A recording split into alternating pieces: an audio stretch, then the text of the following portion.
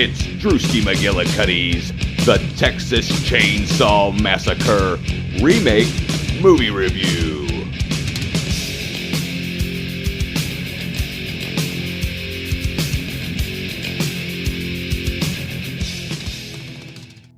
Hey everybody, it's Drewski McGillicuddy, and thanks for joining me for another installment of a review from the Texas Chainsaw Massacre franchise. And we've come full circle because now they've gone and remade the Texas Chainsaw Massacre. So we're talking about the one from 2003, okay? Anyway, I'm going to be honest with you. We're going to start all the way back at the beginning at 2003. There I was typing into the computer on upcominghorrormovies.com because that's what I used to use for reference when I was like, well, what horror movies are coming out? It was upcominghorrormovies.com. I don't even know if it's still in business or if it's still a thing because everybody just uses IMDb or Rotten Tomatoes nowadays. I was very excited for this movie, being such a big fan of the original series. This was like one of the first remakes I really remember. And then after I saw this, I was highly disappointed. I'll be honest with you. I don't know what it was. I mean, I know kind of what it was because we'll get into that. But like for the most part, this just, I don't know. So this movie starts off with the same voiceover actor, David Larroquette, you might remember from Night Court, if you were the child of the 80s. But he does the narration just like he did for the original film. So then we get to our cast of characters that are driving down the road in the van on their way back from Mexico, going to a Leonard Skinner concert. And this is where I had the problem when I originally saw this. Now, it's not as... It doesn't bother me as much now as it did back then. But like the character Pepper and Andy are in the back making out, and it's just like forced, and it's like, what the fuck? Who really does this? And I didn't feel like any of these characters actually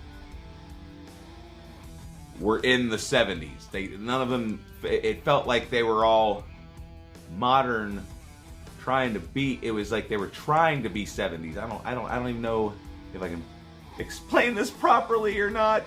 But then you got the guy with glasses, like Connor, I don't know what the hell his name was, this guy.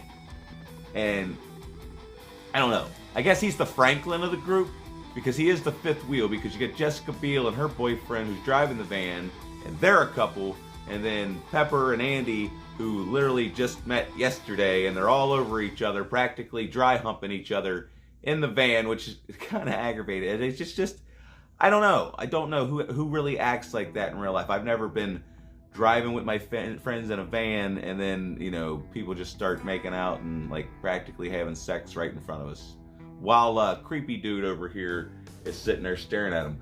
But yeah, like I said, his character just, it's still, he annoys the shit out of me. Like throughout the entire movie, he's way more annoying than Franklin is.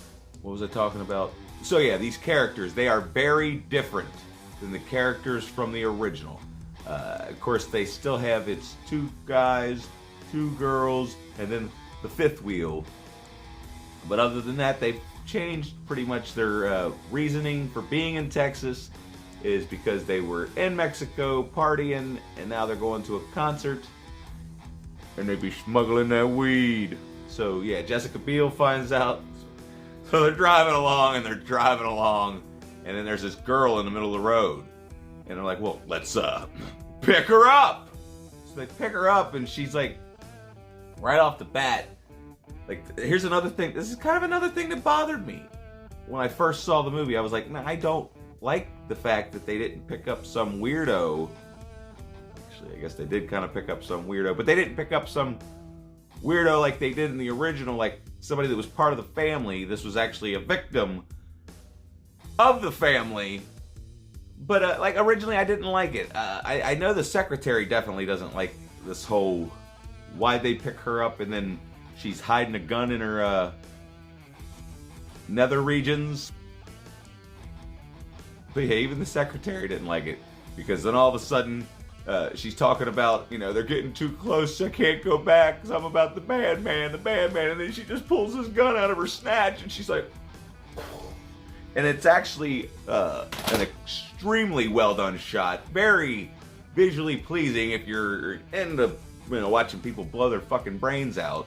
Because I like it how she, it's like she pulls the trigger and then you see the back of her head and everybody's screaming through the hole in her mouth, and it's just an amazing shot.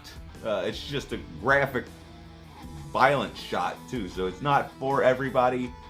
But I've grown to like and appreciate the things that this movie did right. Like, this movie is beautifully shot, and apparently it's got the same cinematographer that worked on the original Texas Chainsaw Massacre, so he made damn sure that the movie looked good. But there's just additional characters that I felt like, well, originally, I felt like this is kind of unnecessary. Now, the one in particular that I still think is unnecessary, and I can't stand him aside from one scene, is this Jebediah Hewitt. It's the kid from The Ring, and he just has these fake fucking hillbilly teeth, and they mess with his speech, or he's supposed to have a speech impediment or something, but I don't like it. And it's not my fault, it's just my opinion. I just don't like it. And like at first, they go to the gas station after the girl shoots herself, and they're telling this lady, and I kind of used to not like any of this at all, but now it's grown on me. It's like they took the original and just did what you do to remake it without completely copying it. Like, they changed it up, and now it is a family. It's like almost more realistic, yet it doesn't seem as raw and real because it's polished. Are you following me? I don't know. But yeah, there's the lady at the gas station, and they go in and tell her like what happened, and they need to call the sheriff. And she calls the sheriff, and she says, you gotta go meet him at the Crawford Mill, otherwise it's gonna be about 2 hours. And it kind of gets them mad because it's like, what the fuck do you mean? We gotta go meet him at the Crawford Mill. How often do people just blow their brains out in this shithole town? And then he tells her, I'm not gonna drive around Texas with a dead girl in my van. And she tells him, son, what you do in your own free time is none of my business, or something like that. I don't know. Here, I probably can't find the clip, but you know what I'm saying. I guess maybe you don't. I don't know. But then we get into the thick of things because they go to meet the sheriff at this old Crawford Mill, and there is the scene with Jebediah. Once they get there, at first, just seems like it's padding the runtime. It felt like just get to the goddamn point. Because then when the sheriff finally gets there, after Jessica Biel, what the hell's her name? I don't even know what her hell. I don't even remember people's names anymore. Okay, but Jessica Biel and her boyfriend go looking for. I don't even remember what the hell they're looking for, but they leave and they go and they find this house, and they're asking to use the phone so they can call the sheriff and find out, when the hell he's going to be there. And then when the sheriff shows up, but yeah, I like I said, I didn't like the addition of none of these like characters, because it was like, who are these people supposed to be? And then the fact that they changed the name from Sawyer to Hewitt, it was just like jarring to me at first. But over the years, like I said, I've come to realize that this is technically the way you remake a movie. You take the source material, you respect it. Now, granted, it's not the movie's fault that I don't necessarily care for some of the added characters, or the fact that it's kind of completely different than the original, aside from the fact that it's 5 youth that are driving through Texas in a van, pick up a hitchhiker, some shit happens, and then they go to this gas station and then somehow end up at this house. Now, while these two are off at the house looking around, the sheriff shows up, and it's played by Army, whatever, the guy with the eyebrows that used to do Mail Call on the Military Channel. He plays the sheriff, and Jesus Christ, if this ain't one of the best,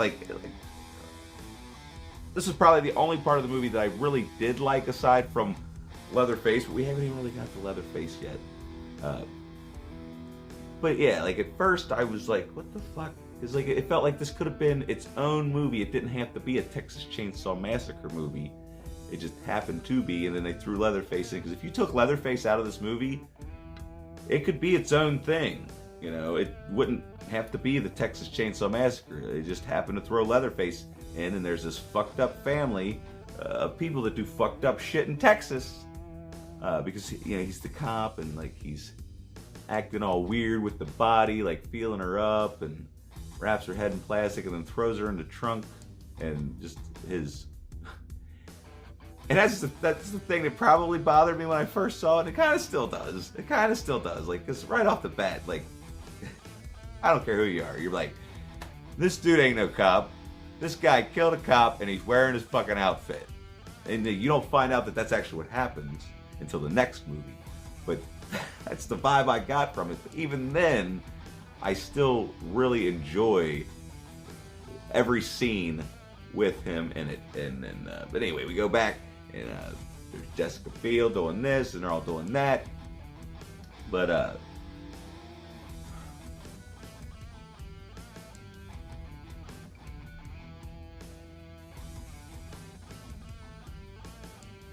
so then she can't find her boyfriend, and she goes back to the van, and they're like, "Where we at?" And she's like, "I was trying to call the sheriff or something. I don't remember."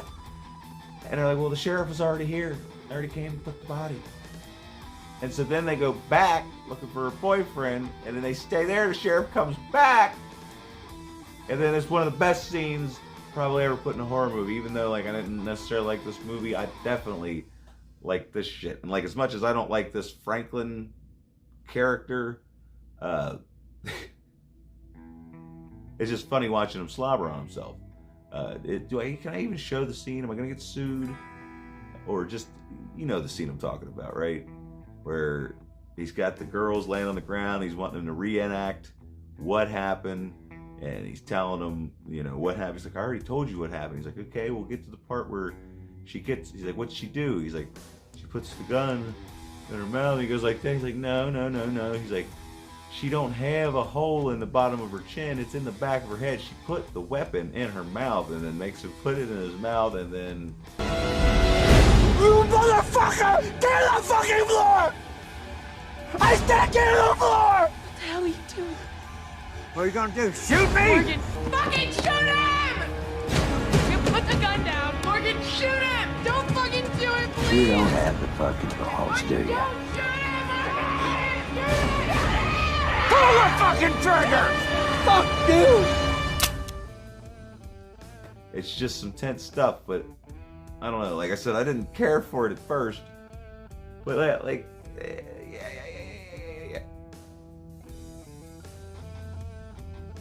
I mean, watching it this time, there was definitely some stuff that still kind of bothers me, but it's only because I'm a Texas Chainsaw Massacre purist, and the first one will always be the best. Not to spoil my ranking, but it's one of the greatest horror movies of all time.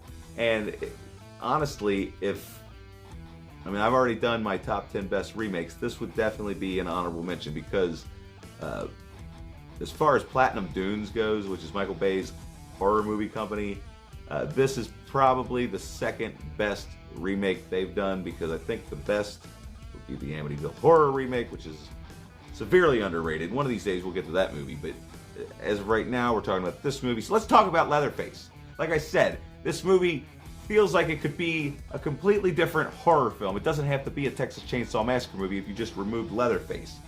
But the best thing going for it, aside from the sheriff, is Leatherface, because this guy is a brute.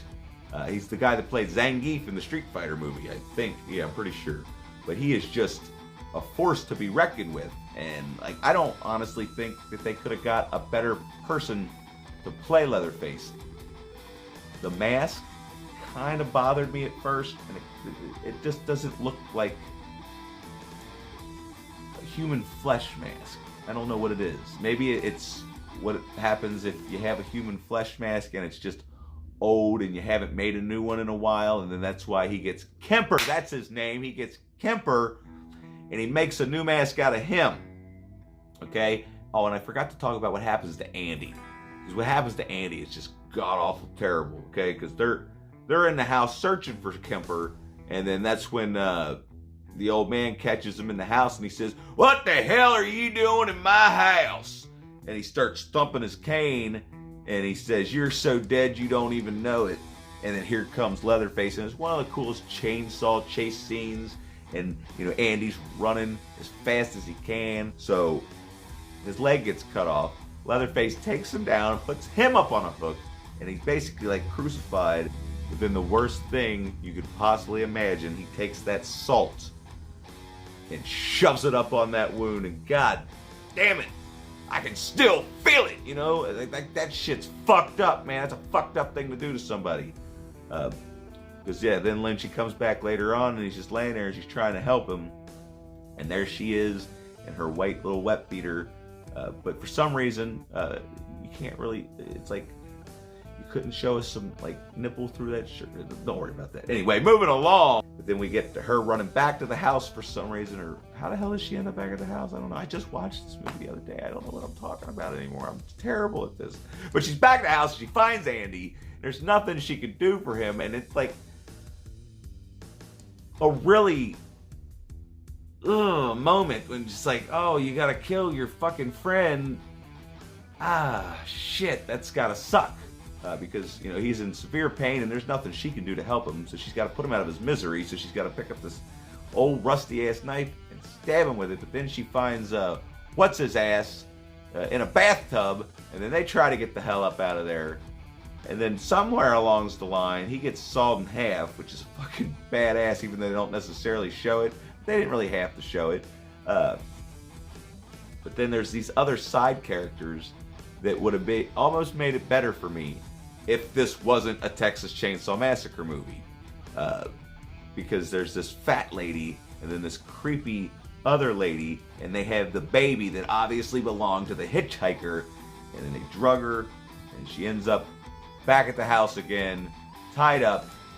There's so much of this movie I like, but then there's just so much that I'm just underwhelmed by. Like, they didn't have the dinner scene. Like, how hard is it to recreate this fucking madness that's this dinner scene? Like, they kind of tried, but they didn't really.